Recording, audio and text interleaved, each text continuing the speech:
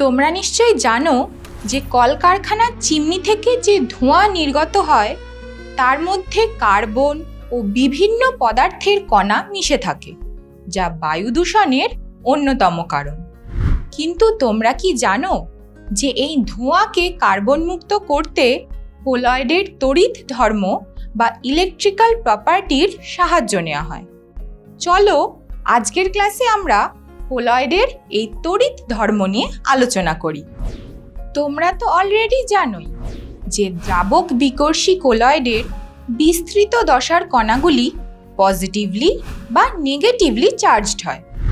তাই তড়িৎ ক্ষেত্রের উপস্থিতিতে এই কণাগুলি যে কোনো একটি নির্দিষ্ট তড়িৎদ্বারের দিকে গমন করে। এই ঘটনাকে তড়িৎ সঞ্চলন বা ইলেকট্রোফোরেসিস বলা হয়।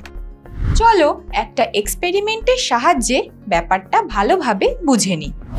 একটি ইউ নলের মধ্যে ফেরিক হাইড্রক্সাইড সল নেওয়া হলো।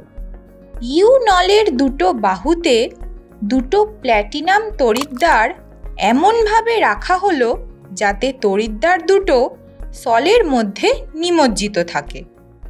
এবার তড়িৎদ্বার দুটিকে ব্যাটারির দুই মেরুর সঙ্গে যুক্ত করে ওদের মধ্য দিয়ে তড়িৎ চালনা করা হলো। দেখা গেল সলের কণাগুলি ক্যাথোডের দিকে যাচ্ছে এবং ক্যাথোডের চারপাশে জমা হচ্ছে। এক্ষেত্রে ফেরিক হাইড্রক্সাইড সল পজিটিভলি চার্জড হওয়ায় তড়িৎ ক্ষেত্রের প্রভাবে এই কণাগুলি নেগেটিভ ইলেকট্রোড বা ক্যাথোডের দিকে গমন করে। এই ঘটনাকে ক্যাটাফোরেসিস বলা হয়। এই একই এক্সপেরিমেন্ট নেগেটিভলি চার্জড আর্সেনিয়াম সালফাইডের সল নিয়ে পারফর্ম করলে দেখা যায় সলের কণাগুলি পজিটিভ ইলেকট্রোড বা অ্যানোডের দিকে যাচ্ছে। এই ঘটনাকে অ্যানাফোরেসিস বলে। তাহলে বুঝতেই পারছো, এই ইলেকট্রোফোরেসিস প্রক্রিয়াকে কাজে লাগিয়ে কোনো কোলয়েড পজিটিভলি না নেগেটিভলি চার্জড তা সহজেই ডিটারমাইন করা যায়। এই ইলেকট্রোফোরেসিস প্রক্রিয়ার মাধ্যমেই কলকারখানার চিমনি থেকে নির্গত ধোঁয়া ডিরেক্টলি বায়ুতে মেশার আগে তাকে কটরেল অধঃক্ষেপক নামক একটা যন্ত্রের মধ্য দিয়ে চালনা করে কার্বন মুক্ত করা হয়, যার ফলে ওই ধোঁয়া আর অতটা বায়ু দূষণ ঘটাতে পারে না। আবার রবার গাছ থেকে প্রাপ্ত তরুক্ষীর আসলে জলের মধ্যে ঋণাত্মক আধান বিশিষ্ট রবার কণার কোলয়েডীয় দ্রবণ। তাই ধাতব পাতের ওপর রবারের আস্তরণ দেওয়ার জন্য ওই পাতকে অ্যানোড হিসেবে ব্যবহার করে তরুক্ষীরের ইলেকট্রোফোরেসিস করা হয়। তড়িৎ সঞ্চালনের বিভিন্ন অ্যাপ্লিকেশন তো আমরা দেখলাম। এবার কোলয়েডের অন্য একটি তড়িৎ ধর্ম তড়িৎ অভিস্রবণ বা ইলেকট্রো অসমোসিস নিয়ে আলোচনা করব। তোমরা তো জানোই যে কোলয়েডের বিস্তৃত দশা ও বিস্তার মাধ্যমের কণাগুলি ইকুয়াল ও অপোজিট চার্জ ক্যারি করে। তাই তড়িৎ ক্ষেত্রের প্রভাবে কোলয়েডের বিস্তৃত দশা ও বিস্তার মাধ্যমের কণাগুলি বিপরীত তড়িৎদ্বারের দিকে যায়। কিন্তু কোনোভাবে বিস্তৃত দশার কণাগুলির তড়িৎ সঞ্চালন যদি বন্ধ করে দেওয়া হয় তাহলে কি হবে বলো তো? চলো একটা এক্সপেরিমেন্টের সাহায্যে বিষয়টা দেখে নিই। একটি ইউ নলের অনুভূমিক অংশে দুটি অর্ধভেদ্য ঝিল্লি নিয়ে ওই ঝিল্লি দুটির মাঝের অংশে একটি হাইড্রোসল রাখা হলো এবং ঝিল্লির দুই পাশে আয়ন মুক্ত জল নেওয়া হলো।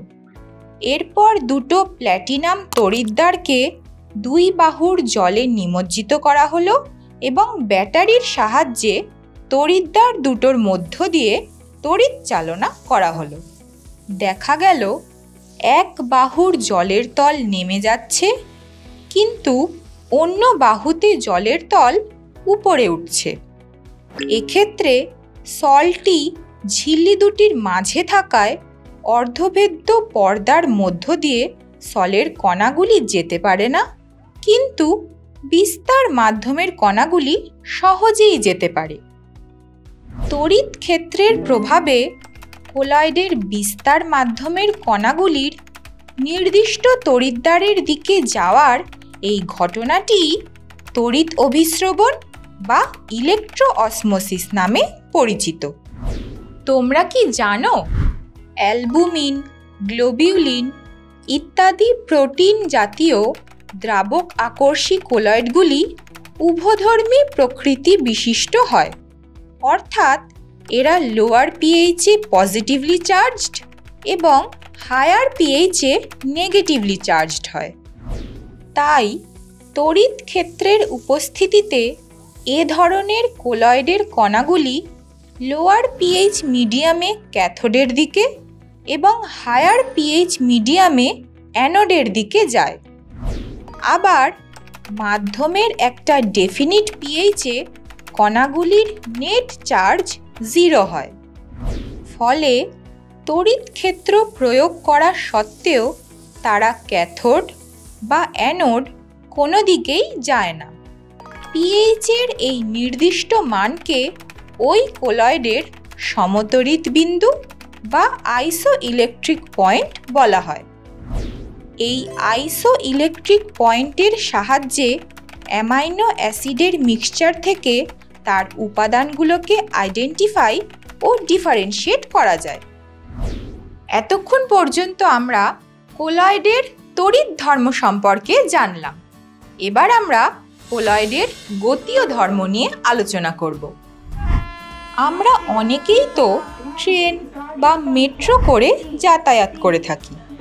দেখবে ভিড় স্টেশনে চলতে গেলে বারবার আমাদের লোকের সঙ্গে ধাক্কা লাগে, ফলে আমাদের গতির অভিমুখ বদলে যায়।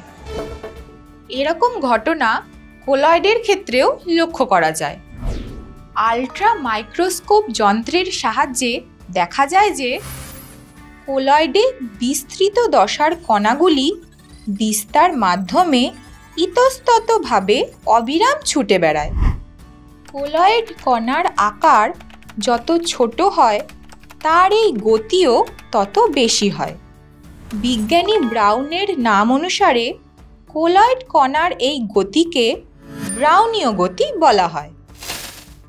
এখন তোমরা নিশ্চয়ই ভাবছো যে এই ব্রাউনীয় গতির কারণটা কি? আসলে কোলয়েডের মধ্যে বিস্তার মাধ্যমের কণাগুলি ইতস্ততভাবে ঘুরে বেড়ায়, যার ফলে তারা কোলয়েড কণাগুলিকে নানা দিক থেকে ধাক্কা দেয়।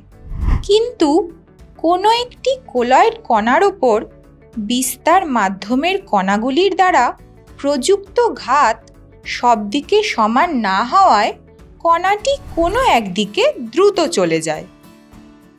এই গতিপথে কণাটি বিস্তার মাধ্যমের অন্যান্য কণার সঙ্গেও আবার সংঘর্ষে লিপ্ত হয়, অর্থাৎ কোলয়েড কণার সঙ্গে বিস্তার মাধ্যমের কণার অসম সংঘাত ঘটে, যার ফলে কোলয়েড কণাগুলি ব্রাউনীয় গতি দেখায়।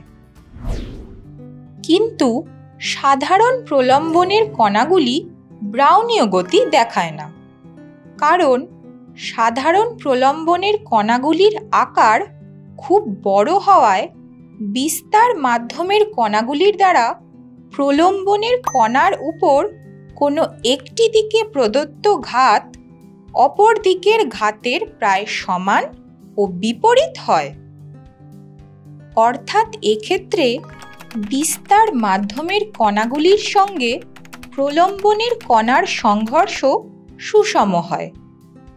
এই ব্রাউনীয় গতির কিছু সিগনিফিকেন্স আছে, সেগুলো তোমরা স্ক্রিনে দেখে নাও। তাহলে আজকের ক্লাসের আলোচনা থেকে কোলয়েডের তড়িৎ ধর্ম ও গতীয় ধর্ম রিলেটেড কনসেপ্টস আশা করি তোমাদের কাছে ক্লিয়ার হয়ে গেছে।